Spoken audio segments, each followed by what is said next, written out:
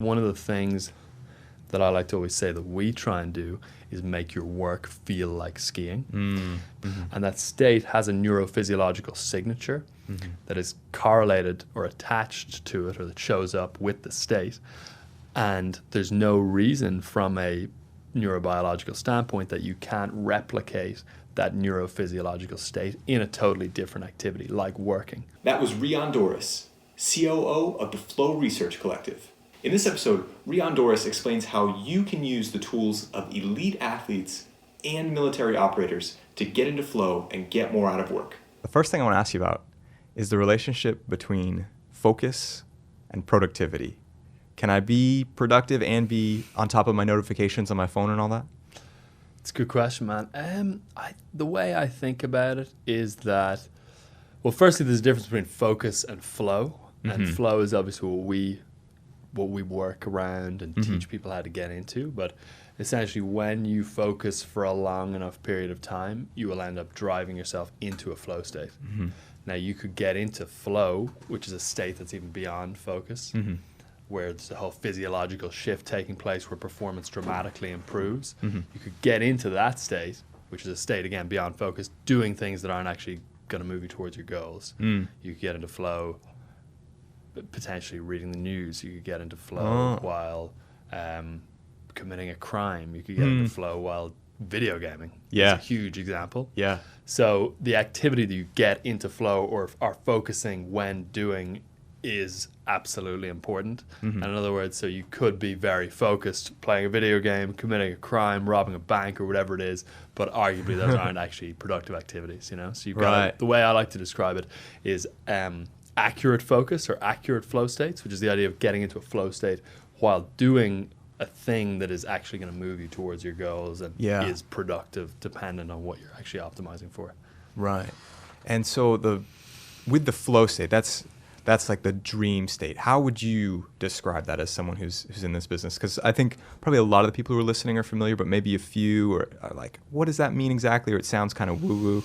Yeah, it definitely does sound kind of woo. So we always describe flow as an optimal state of consciousness where you feel your best and you perform your best. And in terms of the feeling that state comes with, it's that sense of being totally immersed in the task at hand, totally honed into whatever it is that you're doing, where action and awareness merge. Your attention kind of just focuses in on the thing that you're doing. Time disappears. So you hear people talking about the fact that hours went by in what feels like minutes and they just got lost and absorbed in their work. Your sense of self goes offline, so that inner dialogue that tends to nag at people quite a lot, telling them that they're not good enough or overly analyzing whatever it is that they're doing, that goes offline. So you're free of that inner voice and the burden that comes with that while in a flow state. And then a lot of people just refer to it as being in the zone. And that's the term that people are most familiar with, and everyone describes that they got into the zone on Friday afternoon and were really productive, or they got into state and managed to knock out a ton of work or whatever it is. So I think everyone's experienced it, and when you hear the description of it, most people can remember or recall the last time they were in that state. Right. And there are a lot of different things that trigger the flow state, and you've said that focus is the meta trigger. It's the thing above all that we must have. What do you suggest people do, first of all, just to focus themselves before they're even getting into the finer points of trying to achieve a flow state? Sure. So there's two things. There's 22 triggers for flow, and there's two things that all of those triggers are doing. They're either reducing cognitive load, and cognitive load is the amount of information that you're trying to hold in your mind at any given time, or those flow triggers are increasing dopamine and norepinephrine, and as a result, driving focus. And that's where focus is this meta flow trigger. So all the triggers, in other words, are either reducing down cognitive load or increasing dopamine and norepinephrine, which is increasing focus. So the best place to start is to start doing one of those two things, either increasing focus and driving norepinephrine and dopamine, which are two focusing neurochemicals, or reducing cognitive load. And I always think the best thing to start with, especially given the fact that so many people are so overwhelmed and don't really want to add in new habits or tactics or techniques or take on more information, is to reduce cognitive load. And one of the best ways to reduce cognitive load is to eliminate and remove things from your life, to remove clutter, to remove tasks that are unnecessary. Just to be specific, when you say clutter, you're saying like if I've got a lot of stuff on my desk, something Even that simple can as increase that, cognitive like the load. environment. Yeah, exactly. Wow. Environmental clutter is a big one, but then also removing the clutter from your actual life. So all of the tasks that aren't high leverage, that aren't possible to get into flow within. Yeah. One of the things I like to say as well is that the less time you spend doing low-level activities that you're not going to be able to get into flow in, like parking or dealing with customer service support or replying to frustrating emails or any of those things that don't facilitate flow, then the more time you have left over for the important activities, like maybe for you it's writing, that you can get into flow in. So that's just a very broad way of like the less time you direct towards things that aren't very flow inducive, the more time you've got left over to focus on the high leverage activities that are productive and that facilitate getting into a flow state. Right. And you said that flow is autotelic too, that it's something that once you start getting more of it, you want to keep coming back. It's pleasant for its own sake. Can there be a dark side to that as well? Like will I end up just a flow junkie if I start optimizing my life for that? So definitely. So Mihai Csikszentmihalyi, who's the godfather of flow science, we like to call him. He did a lot of the foundational research on this. He's a Hungarian psychologist. And he uses the term autotelic. Stephen Kotler, the Flow Research Collective, who wrote these books, describes that as a fancy way of saying addictive. So autotelic is very close to addictive in that sense. Autotelic means that the activity is worthwhile in and of itself. You're not just doing it to produce some end, but you're actually enjoying the writing, not just for the thing that's going to be written at the end of the writing session, but because the activity of writing is just so inherently pleasurable in and of itself. So that's what it is to be autotelic, and that can be incredibly powerful and beneficial when channeled onto the right kinds of activities. So if you can make activities that are good for you, like exercise, like doing whatever work it is that you need to do to progress within your career, like your family life, social things, relationships, if you can make those activities autotelic and good enough and pleasurable enough to do in and of themselves, that's huge, because you're all of a sudden then intrinsically motivated to do all of those things and do all of those things a lot.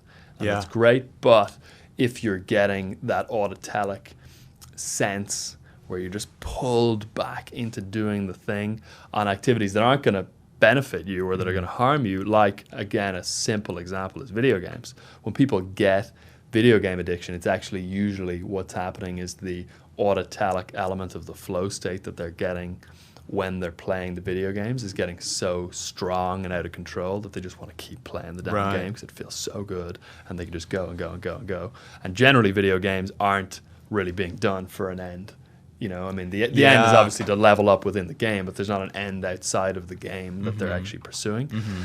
So Stephen has a whole chapter actually on this topic as well in Rise of Superman called The Dark Side of Flow.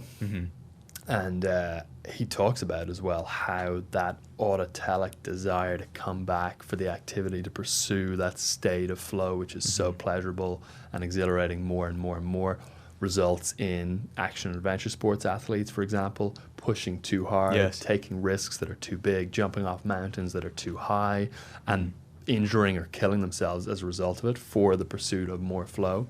And then you can also get things like workaholism, which you see within the entrepreneurial community a lot.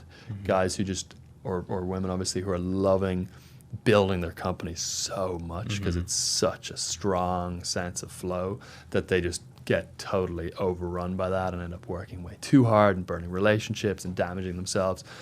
So 100% you can end up overdoing certain activities, especially if those activities aren't things that are going to be good for you, by getting into flow a lot and then having those activities become autotelic. Yeah. So there's this tension here. There's all this value and pleasure in the flow state, and then you don't want to go too far with it. So I wonder, how do you personally navigate that? We've talked a little bit earlier about Jujutsu. Like when you were starting Brazilian Jiu-Jitsu, did you try to get yourself in a flow state when you showed up, or did you have some way to kind of rein it in because you don't want to overdo it and get injured? How do you work the flow in your life? The way I would think about it is that being overly obsessed with an activity and having that activity get too autotelic is a great problem to have. You know, most people are much more on the other end of the spectrum, where they've got to push and they've got to force and they've got to wake up and force themselves to go to bed in the morning, and they need a massive coffee in order to give them the push to be able to start work, or they've got to force themselves to go to the gym or whatever it is. So for most people, the dark side of flow is not actually something that they're dealing with. For people who are playing in this space and have been for a long time, or have certain activities that they are really, really, really deeply into, then it's more of a concern. But generally, what's a much bigger challenge for most people is getting into that state in the first place, rather than reining it back. Yeah. So how were you using that when you were learning jiu-jitsu? Were you doing something to get yourself into flow when you were there to acquire the skill faster? Yeah, it's a good question. I mean, with jiu-jitsu, I probably didn't get to the point of explicitly applying flow triggers to it. Really? Yeah, it's an interesting one, actually. I hadn't thought about jiu-jitsu in particular. So activities like that, the reason so many people love doing them, the reason they're so great and so alluring, the same with surfing, the same with a lot of other action adventure sports like skiing, is that they're inherently packed with flow triggers. So you don't need to consciously or explicitly hack flow outside of doing the activity. The activity has the flow triggers built into it. So for example, if you look at some of the what we call the external triggers, like high consequences, risk, novelty, complexity, all of those are inherent to the activity. If you're doing jiu-jitsu, there's a risk you're going to get choked out. There are high consequences to getting choked out. You can black out. It can hurt. There's novelty in the fact that you don't know what is going to happen in terms of the next move. There's complexity in terms of the different range of motions or grapples that you could go with. So those activities, same with surfing or same with snowboarding, there's risk, there's all of these things already within the activity. So and a literal physical sense of flow too. You're moving on the wave. Yeah, exactly. And that's why Csikszentmihalyi called the term flow. It's sort of onomatopoeic in that it describes the feeling of flow, which is that like flowy feeling. So with those activities, the way I think about those is that they, doing those activities is hacking flow in and of itself, because those activities are already inherently rich in flow triggers. So you don't need necessarily to come into jiu-jitsu and be like, which of the 22 flow triggers do I try and optimize for here? You just do the jiu-jitsu and enjoy it and know that the triggers are in the activity. And that's why people like those activities as well. That's why so many people surf, why so many people do all of these different things, because they inherently trigger flow. Same with video games. Right. With things that maybe aren't so inherently pleasurable, but you still want to acquire a skill or learn something. I know there's been discussion of flow in language learning, for example.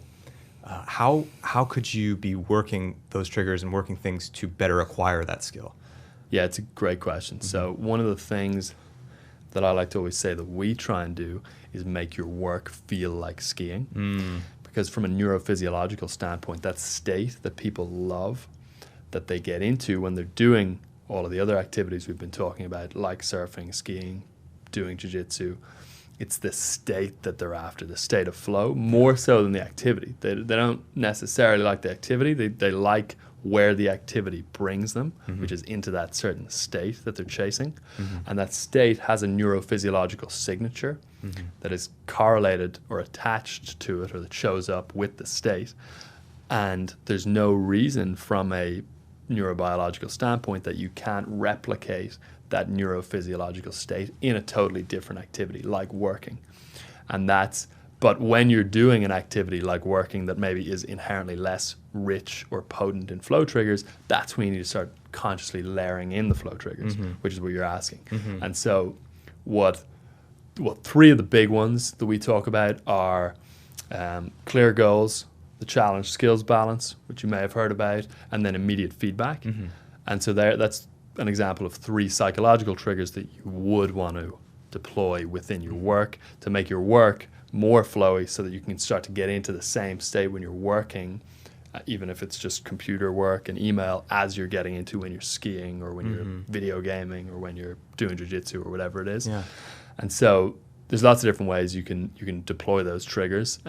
But with clear goals, for example, the point there is just to have an extremely clear goal around what you're doing in the moment, down to a very microscopic level that most people don't actually have. Most people have a general idea that they're working on a PowerPoint presentation or something like that, but they haven't got a goal clear enough to the point that, you know, they know that they're finishing the deck that they're currently, or they're finishing the slide they're currently working on, or whatever it is, because the clearer you set those goals, even down to a really, really specific, minute level, the more that you can go away from that kind of divergent thinking and analyzing, where the prefrontal cortex is much more active and you're wondering about whether what you're doing is the right thing to do and wondering about how to do it.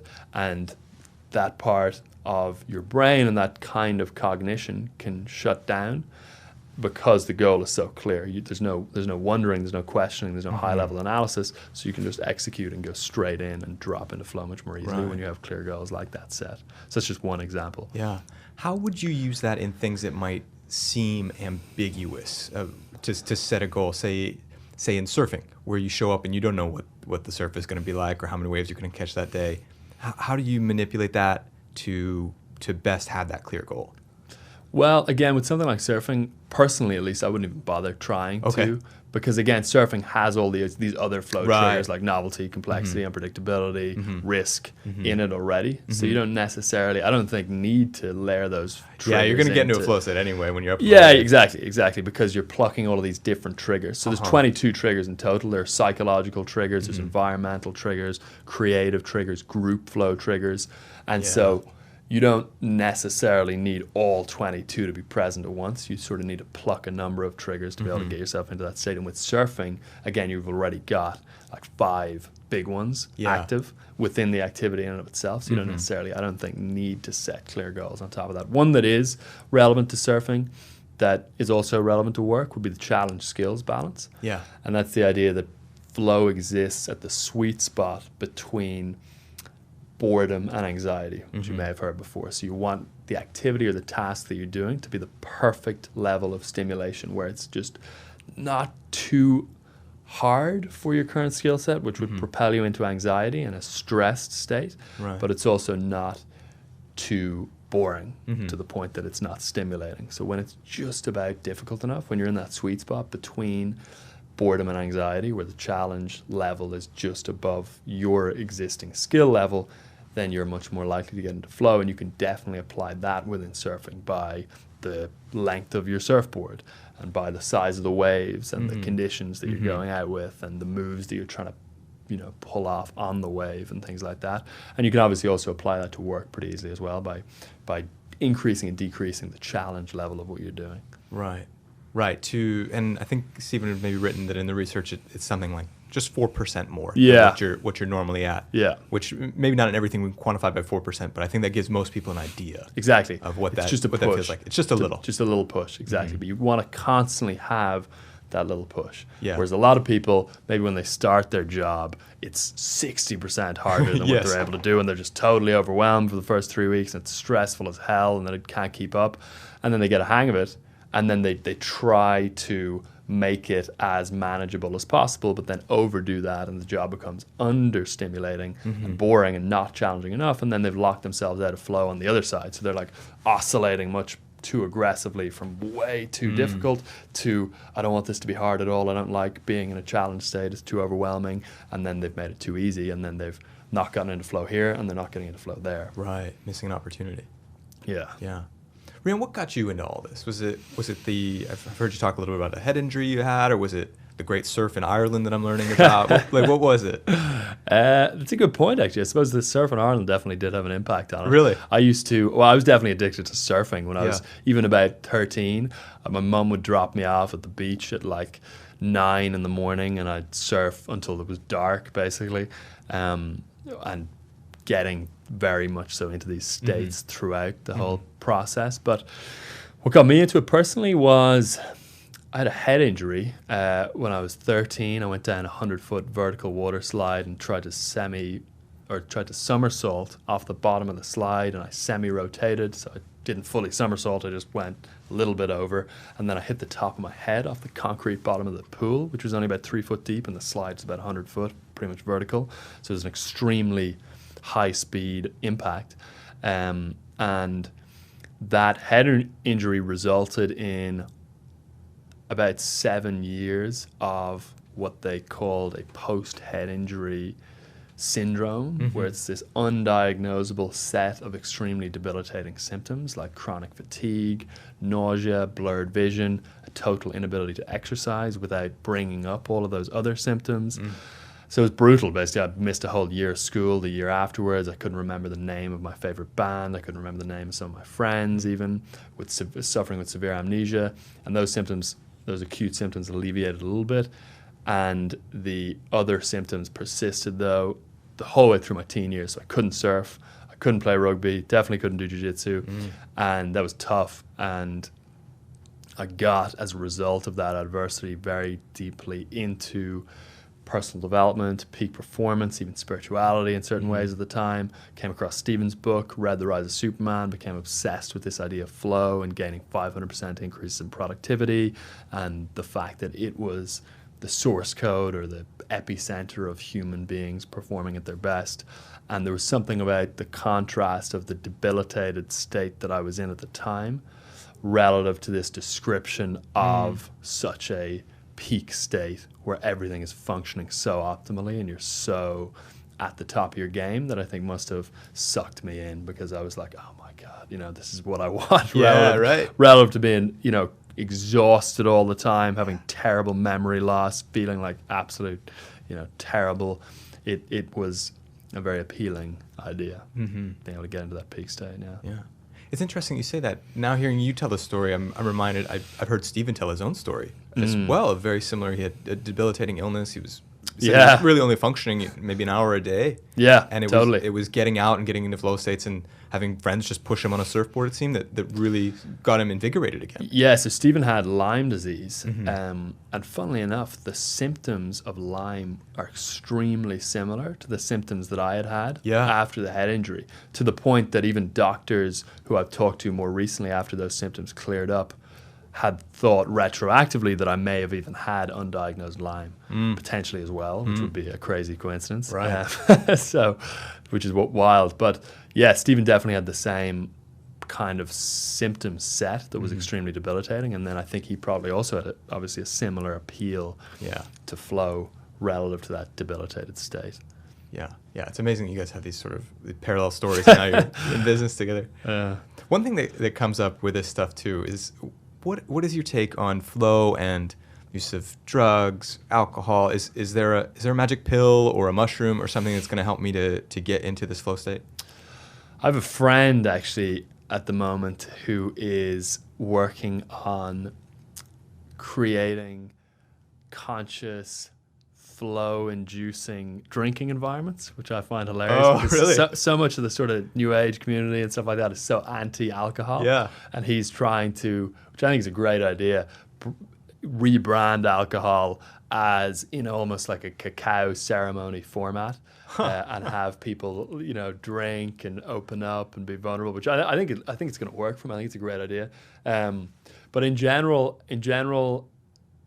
substances definitely have an impact on your state of consciousness, and flow is a non-ordinary state of consciousness. Substances can absolutely create non-ordinary states of consciousness, whether it's flow or other non-ordinary states like psychedelic states or trance states or states of awe or states of bliss. So definitely substances can tweak your state of consciousness, which is what is happening when you're in flow. Okay. And so I've heard people, we talked a little bit about dancing before. They say, oh, I dance better when I've had a drink or two. Is there some sort of science maybe to that it, like the transient hyperfrontality of flow, that also with alcohol maybe people let go a little bit of that self-consciousness, that it's liquid courage, or is this sort of a myth of alcohol as a performance enhancer? I think it's well, I think it's obvious and definite that alcohol amplifies bravery in a certain respect through reducing and mitigating inhibition. Yes. And probably, quietening the same parts of our cognition that get quietened during a flow state, like the inner dialogue, the inner critic, that nagging defeatist voice that holds so many people back. So when you're in flow, and maybe as, I don't know, a shy dude, you're wanting to go up and talk to a Uh-huh. girl, there's less likelihood that that voice is going to stop you from doing it. It's like, no, you're worthless, don't do it. She's going to hate you, she's going to reject you. Similarly to when you're Uh-huh. drunk Yeah. or inebriated. Yeah. But so there's that element that I would imagine is similar Mhm. between being in a flow state and being drunk. But there are other elements of your cognition that are drastically different. So, for example, your ability to rapidly onboard and process information and make really accurate decisions goes way up in flow, which definitely does not go up Right. when consuming alcohol. Yeah. So I wouldn't think of alcohol as a performance enhancer, but I would think of alcohol as a courage or bravery amplification tool I like it. that has to be used wisely. Yeah. What role do you think passion has in all of this? Is another thing that people talk about their emotions and their passions, and that being something that drives them and wanting to find the passion, and that's where they're going to find the pleasure in work. But we're seeing with flow maybe that it's different. What role does passion have? Yeah, passion's interesting. So the way that we think about passion and flow is that there's sort of a cyclical relationship that goes on. So passion is a flow trigger. If you're passionate about something, you're more likely to get into flow doing that thing, which means that you're going to do that thing more, which means you're going to spend more and more time in flow in that thing, which means that you're going to start getting that autotelic motivation that we talked about earlier around that activity, which is then going to heighten the passion. So it goes kind of passion, flow, increased intrinsic motivation, increased passion, increased likelihood to do the thing more, which gets you even more flow in the thing, which makes you even more passionate about the thing, and it can really compound like that. So you get this kind of reinforcing passion loop that is, I think, responsible for the extreme level of passion that a lot of people feel. Yeah. And it's a very different degree of passion than other people feel. In other words, certain people are drastically more passionate about certain things than other people are. And I think that them getting into flow while doing that thing is a big contributor to that massively heightened passion. Yeah, absolutely. So we've talked a lot about you and Stephen Kotler. What are you guys up to at the Flow Research Collective for those who aren't familiar with that? Sure, yeah. So the way we describe the Flow Research Collective is as a research and training institute. So on the research side, we're partnered with universities like UCLA, Imperial College London, University of Southern California, UCSF, a number of other big academic institutions doing research into the neurophysiological signature of flow. In simpler terms, attempting with the assistance of these universities and these academics, attempting to figure out and determine what's actually going on in the brain and in the body when you're in a flow state. And the clearer we get on that, Stephen calls it decoding the neurophysiology of flow.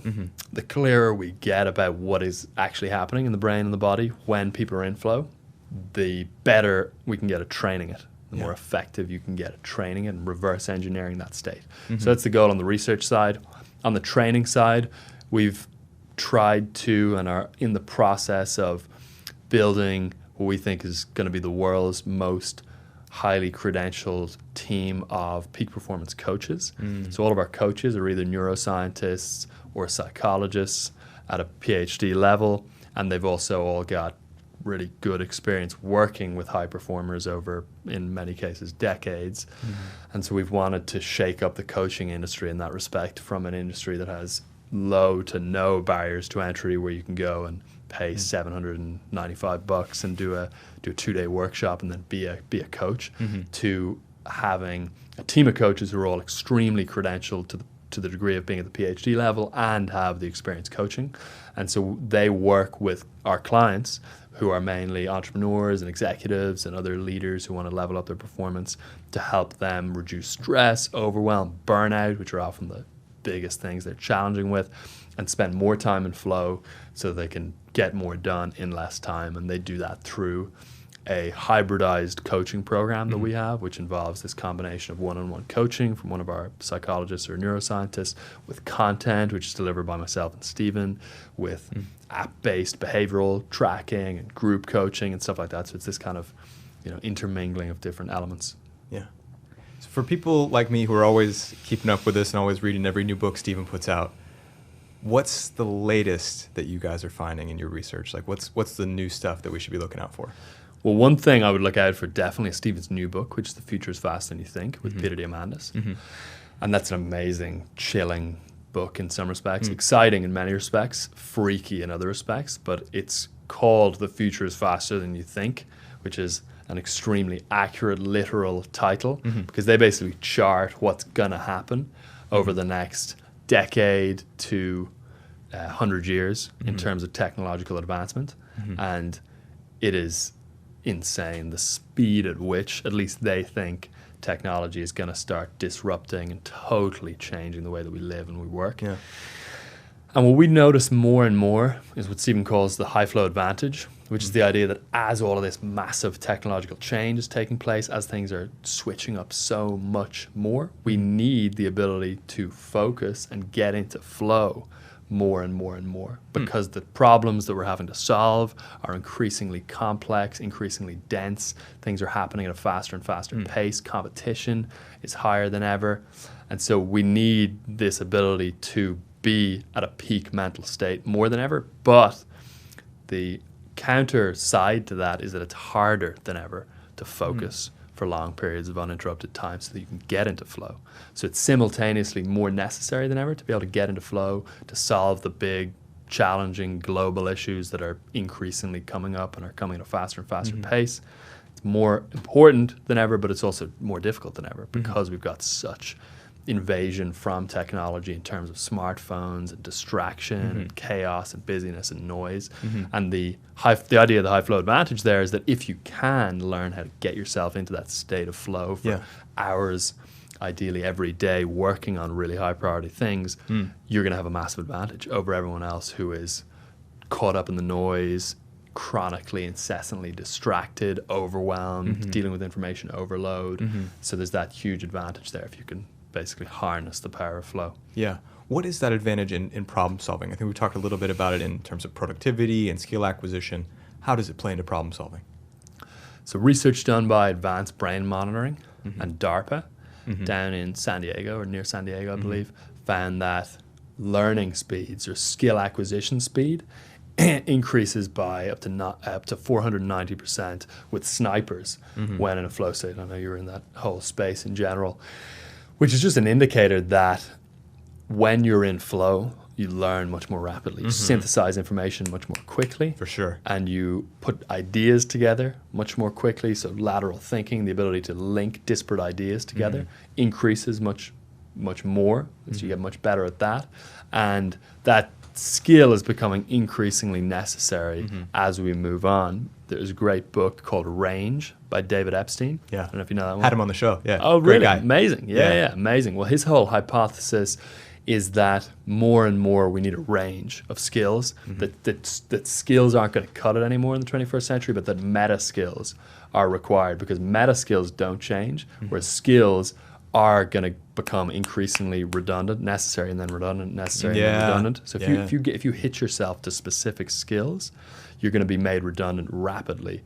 Whereas if you focus on developing meta skills, of which I would think of flow as one. Flow arguably is even more meta than a meta skill, because it's a state in general which you can deploy meta skills within. Yes. But if you can harness flow and then focus on developing meta skills like creative problem solving, learning, self-awareness, skill acquisition speed, critical thinking, rapid analysis, things like that. If you can develop these meta skills, then you're going to be much safer in terms of having the ability to provide value from an economic standpoint over the coming years, and thus be in a better position to continue to stay current and stay needed within an organization or whatever it is. And flow increases our ability to do a lot of those meta skills that are becoming more and more important. So it increases creativity.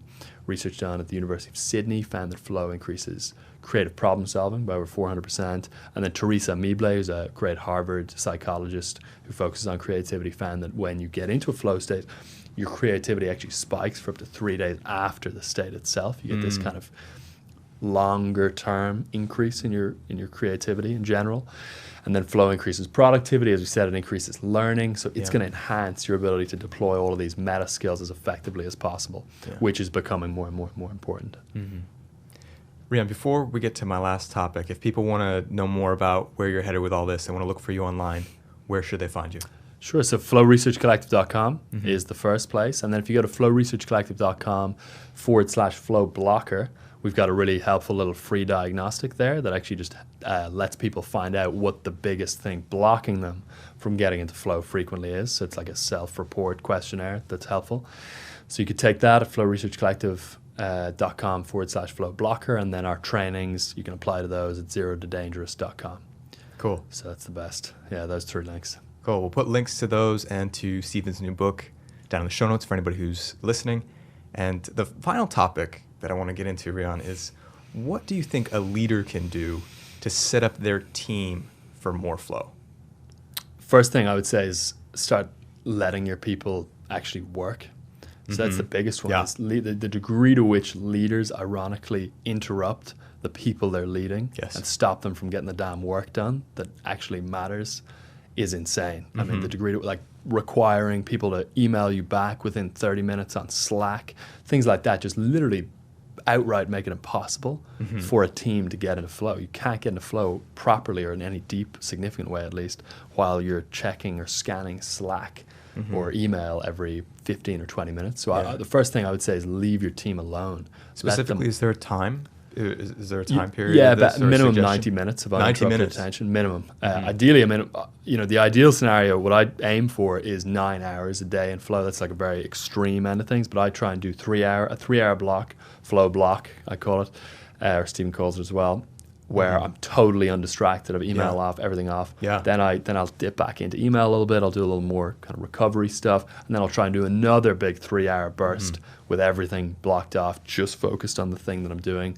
And then I'll, again, check email, check Slack, a little more recovery. That might look like taking a nap, going for a walk, getting some food, and then try and do another 3-hour block. Wow. So if you spend 9 hours fully focused on your highest priority tasks, deep in flow, you can literally get done weeks of work. Literally, it sounds like hyperbolic, but you can literally accomplish weeks of what most people are doing in that attention fragmented state in one day.